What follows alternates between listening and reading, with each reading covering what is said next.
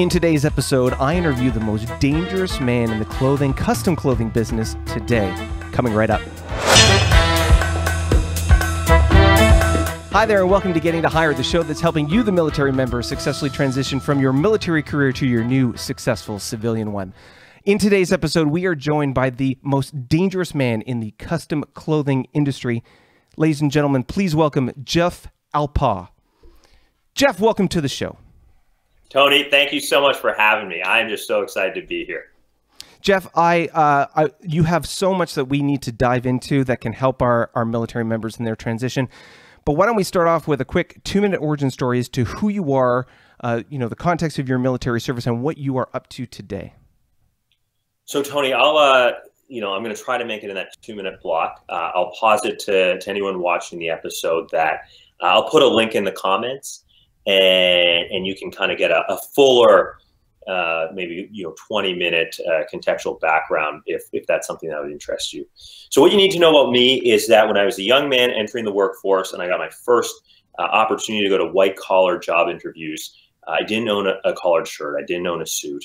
And I ended up getting a suit that was 5 sizes too big for me. And imagine I'm 145 pounds. I'm wearing a suit that would be good for somebody about 250 pounds. And I looked like an absolute clown. And what happened was I got sort of made fun of so much and rejected from so many job interviews that I ended up solving my problem in clothing and found some great clothes that made me really feel like I was James Bond. This probably wasn't the case, but it made me feel like that. And I ended up enjoying that feeling so much that I wanted to share it with others. And while I was in university, and then after university, while I was waiting to be taken in by the military, I found myself working in clothing and learning more and enjoying it more and enjoying teaching others and it being this very virtuous loop. And what happened for me in terms of my military enrollment is I graduated school in 2007. And if you can, so for me, that means the Twin Towers would have happened when I was in grade 11. And at that time, it looked like that war would actually be very short. It should have been over by the time I was in high school type of thing. By the time I graduated university, actually the war is still on. So I kind of had that sort of question asked myself, what did I want to answer my kid if he asked me where was I when this war was going on, or how did I respond, or what did I do? So I enlisted in the military. I didn't realize that it would take a year for me to get in. I kind of thought it was going to be like hell on back truck, go.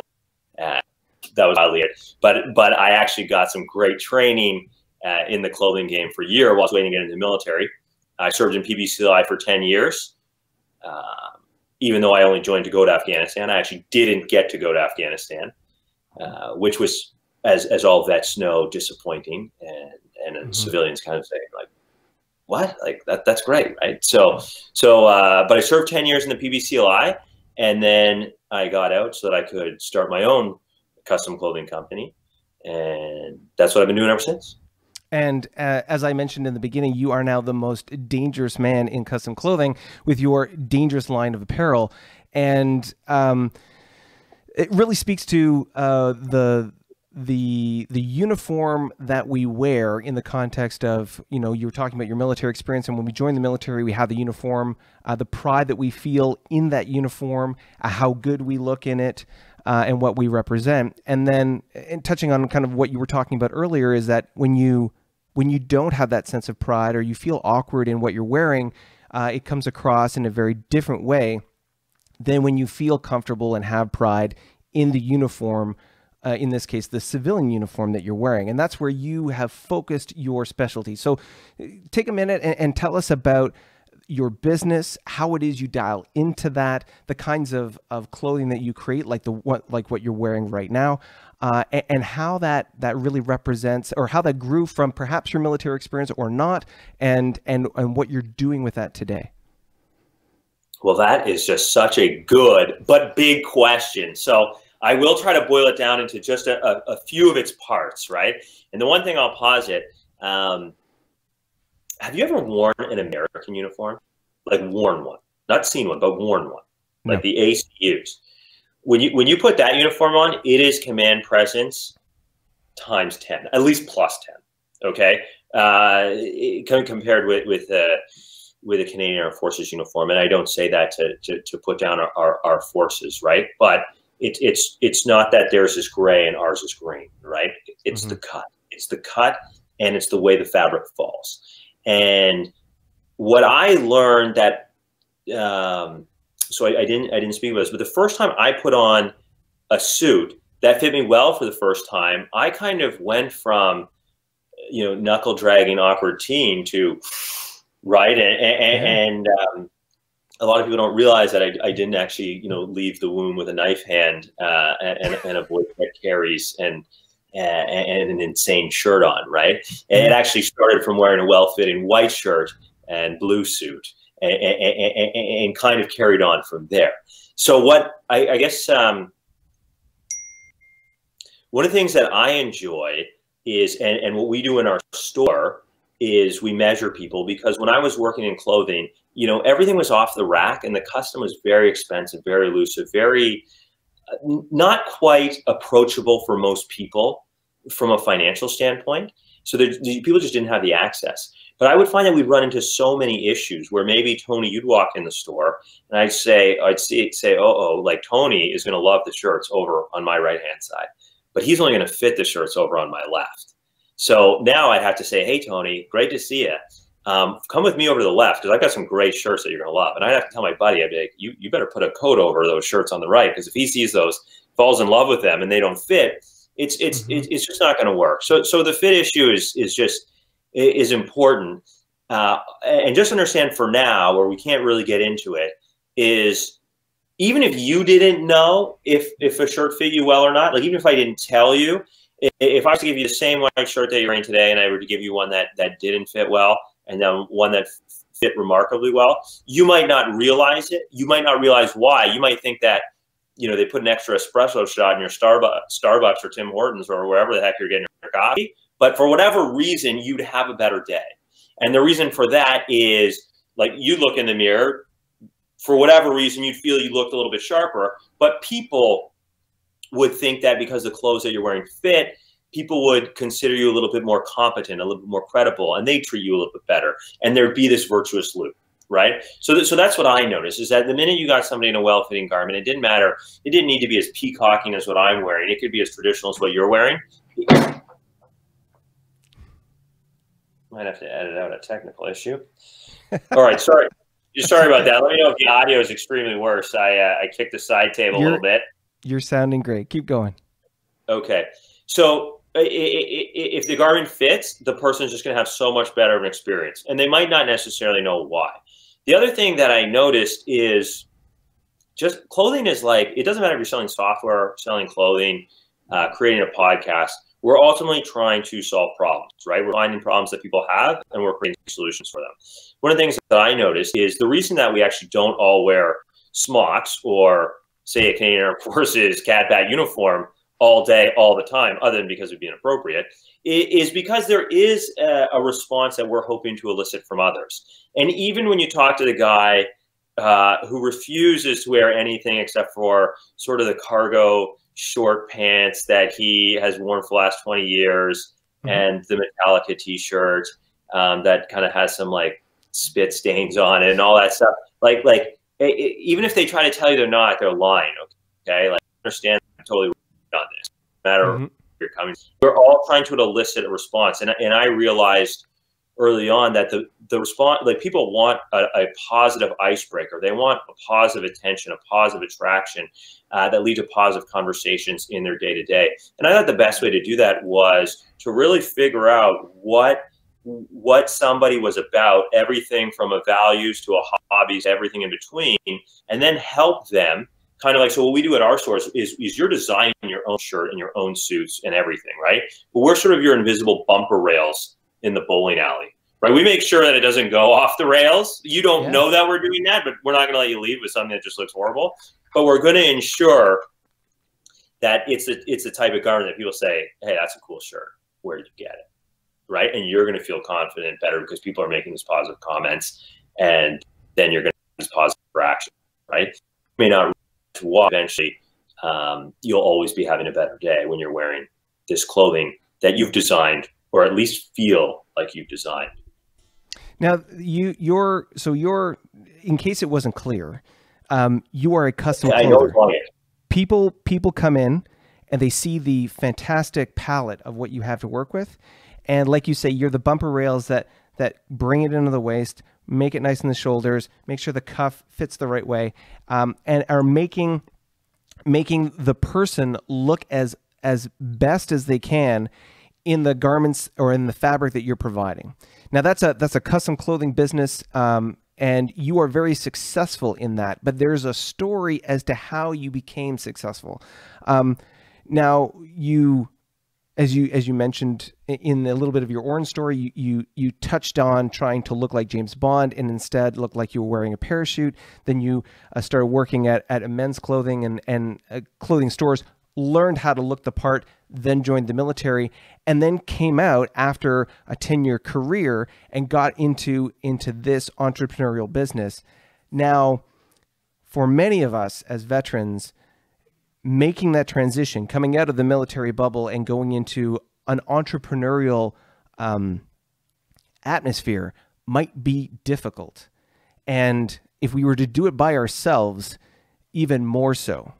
But you have a unique story in the sense that you were able to successfully transition out of your military uniform into the one you're wearing now.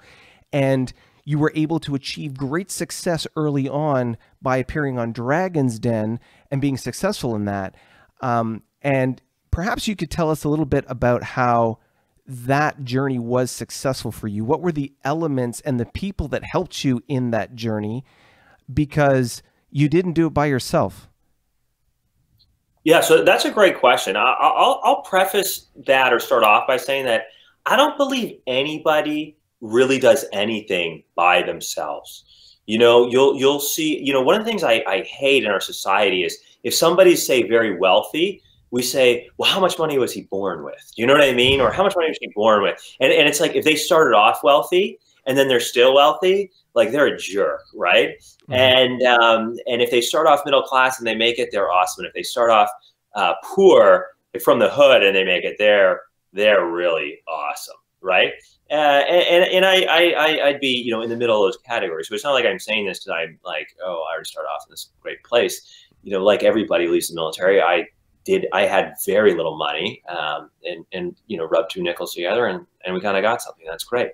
But my point is that nobody actually becomes sort of very successful without a ton of help from a ton of people, right? It's just, you know, if you pass phase 3, all the other candidates had to do their part for you to pass your attack. If you're a captain, all the guys in your platoon had to do a lot of things to make you look good if you think that you're going to be a general one day. So I would argue that in anything you do, you didn't do it by yourself, even if you want to go around telling everybody you did. And that would certainly apply to me. So what I'll do is I'll tackle this question by talking about a few different points, right? And we'll get to Dragon's Den. But so when we first started, you know, I didn't know if this was really going to work, and I needed some feedback on the product, which we're not going to get into all the different ways you can start a business. But really, there's almost a bit of, I hesitate about a formula, but there's certain things you want to do, right? In creating the product and then getting product feedback is sort of early steps, right? It is possible to come up with a great idea and then get in the hands of folks and they say, why would anybody want this? This isn't any good, right? So you need to get that product feedback very early on. And so for me, when I first started, who do you think I was calling and telling, demanding that they buy a dangerous dress shirt? People in the Army, right? I was calling guys I did train with, guys that I had served with at the battalion, guys I was training guys with at the school, guys who'd been in my platoons, senior officers I'd worked with, whoever, right? This is who I'm calling. I'm calling these people. I'm saying, hey, look, haven't talked to you in 5 years. I got posted or whatever, but I started this company and you're going to pay me. You're going to send the money and you're going to get a dangerous dress shirt. And that's how it's going to be. And you're going to measure yourself following this measuring video that I made with Army people. And then next thing you know, because of the military, we had these shirts all across the country because obviously we're all spread across. So that actually really helped. And it kind of helped with like the social mediaification of it and sort of getting the word out. But my point is that I had had a lot of, not just one or two, right? I asked like 300 friends to buy a shirt. Okay. And how many of those 300 do you think actually bought a shirt in that first go around? Probably more than you would think. So like, and that's not just, you know, people are busy, people got stuff going on, you know, whatever, right? And just, you know, so if you're trying to do something and you ask 3 friends for help and nobody helps you, just understand that everyone's got their own priorities. And actually, if you do need somebody to help you, I think that you should ask. I don't think that you should think that you can't ask. And understand that, you know, some people will be upset that you asked. Some people will tell their friends, like, you know, can you believe this guy asked me to do this? And some people will be too busy or won't be a priority and they won't be able to help you out. And some people are going to help you out. And that's, you know, that's kind of the way it should go.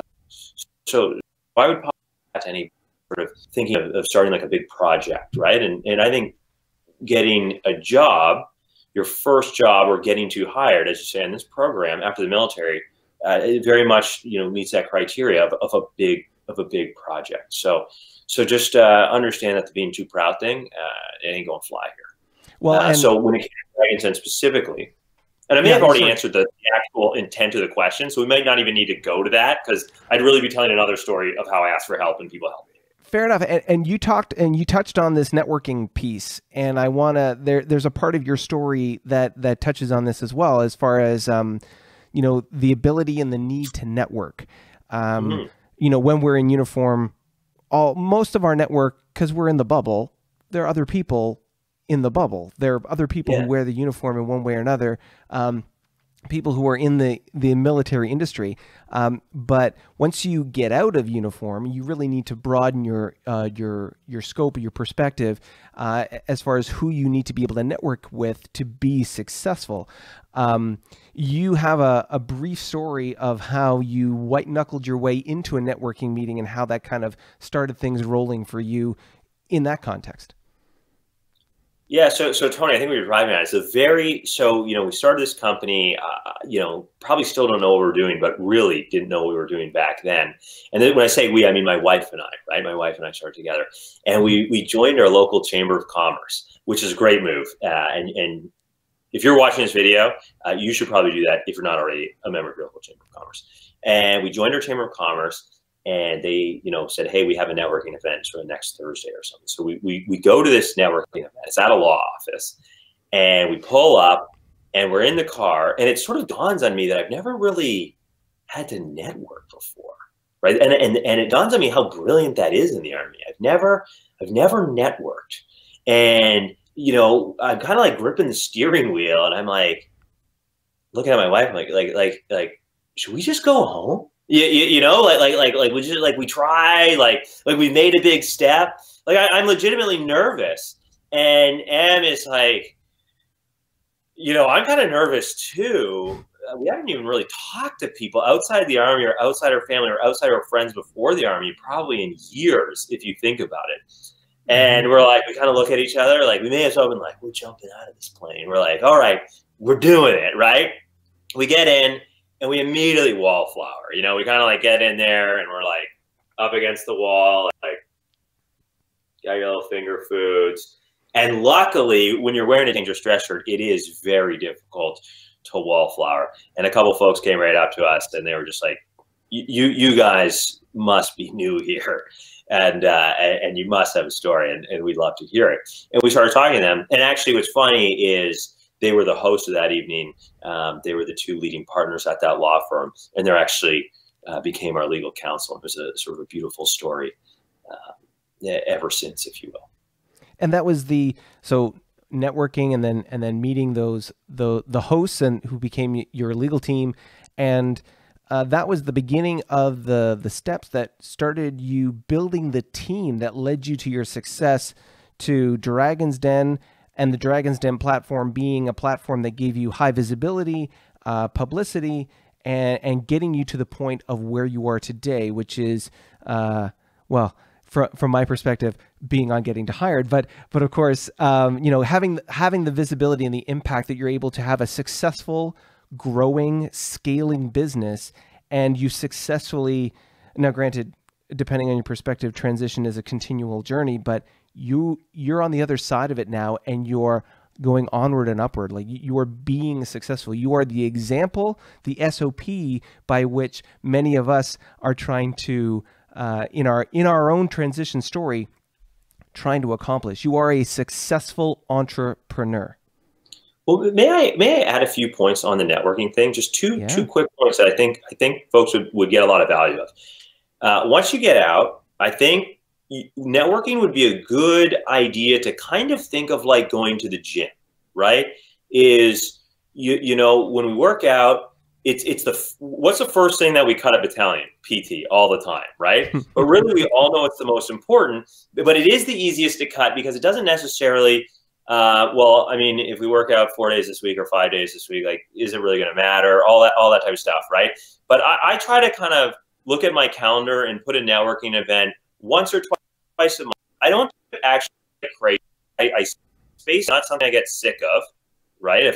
Because you're not going to be any good at a networking event if you're sick of it, right? And I'm telling you, you can go to 10 or 12 networking events a year. Like, you can do that, right? Networking event, usually 2 hours. And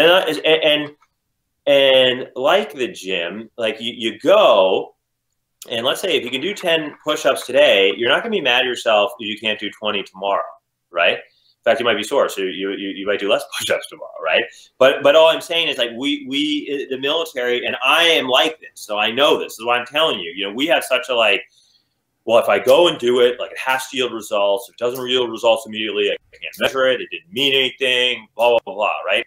But that's really the best way to get no results from the networking, because actually people only want to network and help out people going primarily to give. You need to do these things with them, say hey to a few folks, collect a few folks' cards. If you can help them out, great. And people will actually only start, you know, sort of paying it forward to you once they see that you've paid it forward to a few other people and all that. But the thing is that if you do it consistently over time, and if you are kind of going with a, hey, is there a way that I can kind of help out or give to the people in this room type attitude, eventually it will become a virtuous circle, because people will be even if they're not at an event, they'll be thinking about you and if there's something that they can do for you. So all that to say, two key takeaways from what you just said, because you broke up a little bit there when you were trying to get your first point out.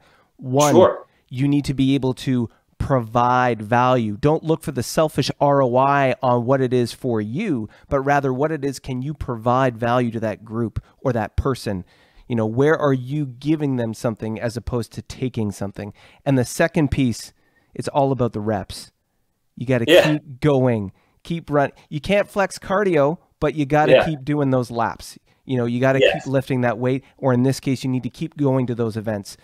Make yourself known, have your face be seen, or in this case, have your shirt be seen, you know, and have presence, because as many of us know, presence is half the battle when you're trying to, you know, influence others. So, you know, being able to get out there, and that works not only in the context of real life networking in the sense of face-to-face, person-to-person, press the flesh, but also within social media. Another thing that we often fall down on in the military, the social media side of things. You know, you start up your Facebook, and you were mentioning this, and it was hilarious because it resonated so strongly with me. I started my Facebook account and then didn't do anything with it other than connect with a couple friends. I didn't post anything. I didn't share any information because OPSEC this, and I don't want to get any attention for that, and I got to be the gray man and keep my head low. And yet, when it comes to outside the military bubble, that is not the kind of behaviors that will breed us success. And it sounds like you have a story for this too. Well, all I was going to say on that is exactly what you said. I mean, I know the culture has changed in the Army fairly significantly over the last few years, but, you know, when I was sort of in my battalion time, the bulk of my time, we didn't use social media. I mean, the time when like the first sort of 6 years of me in the military, I have like 5 photos of me total, let alone probably 2 of them are in any type of uniform, right? It was just very different. And the attitude, like, you were too cool for social media, right? Yeah. And, you know, whatever people's social media preferences is what they are. I will say that I actually find it ironic that I like now follow a bunch of units and battalions and like the CAF itself on social media. Like I remember every OC and major was like, don't post anything on social media. Don't even post about your family on social media. And now all of a sudden, like the CAF itself is trying to control its image on social media. I personally am not sure that every unit needs to have its own social media account, but that's a different thing. The point is that if you're on LinkedIn especially, but Facebook generally, and some of these other platforms, it will make transitioning easier. Because when I started wanting to transition, I was like, okay, I have this like dormant LinkedIn account, right, that has like 20 people on it and like the gray sort of placeholder photo. And then all of a sudden I'm on it and I'm like trying to become friends with everybody. Well, now it's pretty obvious, and I come across as doing exactly the opposite of what I just said you should do in your networking, right? I'm obviously like, oh, now I'm in a situation where I want something from everybody. So now I'm adding everybody. And that comes across as self-serving. And frankly, it was. I mean, it was required, but it was. But had I made myself available on LinkedIn, say, for the last 5 years previously, it wouldn't have seemed so self-serving when it's like, oh, all of a sudden, I've got something I need from the outside world. So now I'm becoming part of it. That you know, so I just posit that. Yeah. The big themes about social media specifically, you know, it's so hard for us to get in there because, like you say, you've got like no profile, no photo, and then you're trying to engage with people because that's what you think it is important. Just like you're adding value in your personal interactions, curate, comment, and then maybe create your own content. So curate the things that you want to like read and listen to, and people see what you're clicking on, the articles you're engaging with. Comment, leave points of value or commentary that encourages further discussion on whatever the topic is that you're engaging with. And then when you get to that final stage where you're ready to create, and you pull out that cell phone and you create that first video or whatever it is on a platform like this, and you're able to add value by helping others through what it is you're able to create and pass on as your message. You know, those are the 3 C's of good content or social media content creation and engagement. Now, I'm very conscious of our time, Jeff, because you are a busy man making all those shirts. But as a way to kind of wrap things up and get us to where we need to be, so we could say goodbye to you and get over to your website and order my custom T-shirt or custom dress shirt. Can you tell us a little bit about the vision, direction, and the activity that you're going in now with your custom dress shirt business? So, you know, we've had a lot of luck. It's great. And I will say, one point I do want to make on this show, and we talked a little bit about it in the background, is, so obviously I worried a lot about what I could actually bring to Getting to Hired program, because, you know, I was pretty lucky in that I really did have an idea of what I wanted to do after the military, and so I didn't necessarily have the same limbo that I think a lot of us face, because I was actually very excited to sort of run towards the next thing. I did sort of leave voluntary, so I wasn't kind of like thrust into this position out of nowhere, like some folks who were forced to leave medically and this type of thing, right? So I had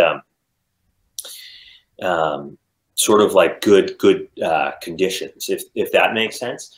But one thing I believe to be true, I'll say, and I think I've noticed, is that a certain amount of success and momentum will breed opportunities that are unforeseen, right? So we've had a lot of luck, and I think you need to have a lot of luck if your business is going to work. And any business for a long time is still very, you know, tentative, and things could not work. But I think that when you combine success and momentum, you can breed a lot of opportunity. So I just think that folks should consider that. So where we are, we have one store here in Fredericton. We do fairly well online. We have 2 full-time employees, 2 casual employees, and we'll have a 3rd full-time employee shortly. We've just signed a 5-year lease for our 2nd store in Waterloo, Ontario. So that will be February 1st is when we take that over. So that'll be very exciting. And we're doing, I don't know when, this actual episode airs. So and this time frame, I don't know sort of as well, because it, well, you're saying February 2020 is when you're going to take over that lease. Yeah, and so you're that's open the that story. The next time frame has a little, it has some if this then that, so it's less of a hard date. But the website itself will sort of have a market improvement from a user experience perspective, right? Or what all the tech guys call UX. So right now it's a good website. It has shirts and people get it, but it will have quite a few more bells and whistles. And also, we've just sourced a marketing person who's actually out of Toronto. So our sort of email campaigns, our social media, and all this stuff will be a little bit more sort of seamless and streamlined and aligned, as opposed to, whenever I kind of get a good idea, I'm like, hey, we should do that, or we should post that, right? So those are, but where we're going, so those are like the three kind of big things we're working on, right? Those are the kind of the boulders I'm trying to push right now, but where we're going is having multiple stores in key locations, and of course those would support people coming in and getting the in-store experience. But also, I'd like to have them in places like one of the reasons Waterloo's a great spot is, it's the size that we could make a great splash, unlike say a Toronto where we might be whistling in the wind,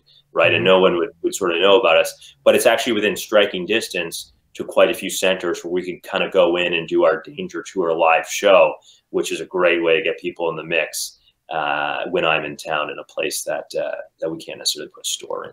Well, I would love to see you come out to Victoria in Esquimalt, tap into the Navy-centric military folks that are out here, but also that part of that Danger Tour to see you go across not only over to Vancouver, maybe down to Seattle, to be able to spread the excitement and the danger, the sense of danger that comes with the outfits that you create.